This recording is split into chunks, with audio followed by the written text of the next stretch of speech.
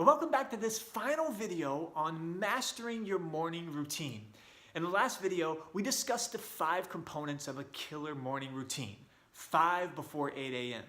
In this video, we'll hit some important do's and don'ts, and we're also going to make sure that you have some action items for quick implementation. So here are the do's. Do make sure that everything in your morning routine is connected to your vision. We've all heard of awesome things that other people do every morning as part of their routine, but you don't need their routine weighing you down. Don't do things just because you think you should or because you heard other people do them. Just do the things that are important for moving your dreams forward.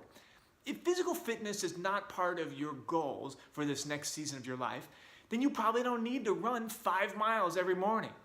Do enough exercise to keep your body at peak performance and then move on.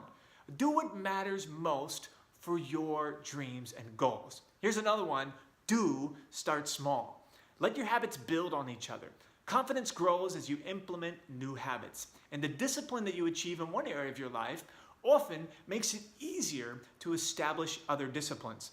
So if you can, identify one trigger habit. That's an easier habit that tends to help you get started on the right foot. And focus your initial energy there. For instance, I am much more likely to get up and do all of my morning routine if my clothes are already laid out from the day before. So my trigger habit will be laying my clothes out every night before I go to sleep. One guy says his trigger habit is flossing at night. He feels like he is on top of his game when his teeth are clean. And that feeling just gives him the confidence to tackle his other disciplines. So figure out what your trigger habits are and start there. Here's another thing. Do commit to yourself to go to bed early. We all function better with plenty of sleep, so your commitment to wake up early won't be sustainable unless you also commit to going to bed early. For many of us, this requires the most discipline. When it's nighttime and we're tired, our self-control is at its lowest point. We have a hard time developing the resolve to turn the TV off or to leave the emails for another day and to let ourselves go to sleep. So it's helpful to decide ahead of time and plan to be in bed early. Another thing is to be selfish with your early morning time. Shut everyone else out for a few hours. Put your phone on D&D. They have the rest of their day to be in touch with you. The rest of the day is all theirs, but this is your time, and it's important that you use it for what matters most. Now, here's some don'ts. Don't beat yourself up. For years, I felt condemnation about my morning routine. Especially as a pastor, I always wanted to spend more time and feel closer to God in the mornings. And to be honest, I've rarely felt good, like I was doing everything I wanted to. But a few years back, I realized that I was never going to feel like everything was perfect. In fact, when it comes to my relationship with God, I'll probably always want more. But I also realized that by committing to a strong morning routine and by renewing that commitment, whenever I missed the mark, I was getting so much further than if I had done nothing. See, what we have to realize is that the ideal itself is powerful, even if it's not executed perfectly. So don't beat yourself up. Just keep pushing for the ideal. Here's another don't. Don't be too rigid. You don't need to plan out the whole routine down to the minute. That's a recipe for failure. And if you do that, you may actually miss out on something. I found that grace flows each morning in a particular area.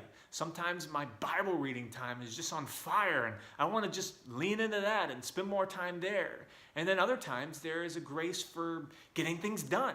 And I zip through everything else and I get to work.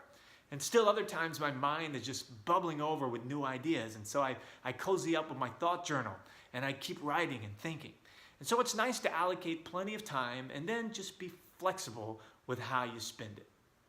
Well, finally, let's get you started on the right foot. You're going to master your morning routine, you're ready to do it, and you want to know what to do right now. Well, here it is.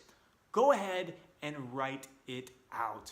Review everything that we talked about in the last video and make your own checklist that will become your morning routine. You can customize your own plan today using the 5 before 8 as an outline. And then set your alarm clock and get ready and see your dreams and goals move forward. Well, you did it. You completed another coaching video, and doesn't it feel good to know that you've invested in yourself and becoming a better you and then being a good steward of all that God has entrusted you with? And Eileen and I, we just want to honor you. I mean, you're committed to your dreams. You're committed to moving forward, and nothing can stand in your way from accomplishing those dreams. You know, we're here for you, and if there's any way that we can help you, shoot us an email or reach out in the Facebook group, and we'll see you in a couple of weeks for the bonus coaching session on relationships. Bye, y'all.